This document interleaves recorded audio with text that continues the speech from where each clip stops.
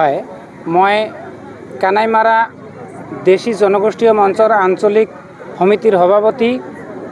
আজি আমি আমাৰ এই সমিতিৰ যোগেদি আমাৰ দেশীসকলৰ জাতীয় উৎসৱ পুষ্ণা, এইটো অসমীয়াৰ যেনেদৰে ভোগালী বিহু তেনেদৰে আমাৰ দেশী জনগোষ্ঠীৰ জাতীয় উৎসৱ পুষ্ণা উৎসৱ।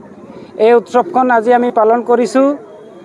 এই পুষ্ণা উৎসৱৰ যোগেদি গোটেই অসমত আমি ভাতৃত্ববোধ এইটো আশা কৰিছোঁ, যাতে ইয়াৰ জৰিয়তে গোটেই অসমতে শান্তি হয় আৰু উন্নতি হয়। লগতে আমাৰ দেশী মানুহবিলাক যাতে ইয়াৰ জৰিয়তে এটা বাৰ্তা পায় যে আমাৰ দেশীয় সংস্কৃতি বিলুপ্ত হৈ যোৱা যিবিলাক সংস্কৃতি আছে, এইবিলাক সংস্কৃতি আমি পুনৰ উদ্ধাৰ কৰাৰ বাবে এটা চেষ্টা কৰিছোঁ।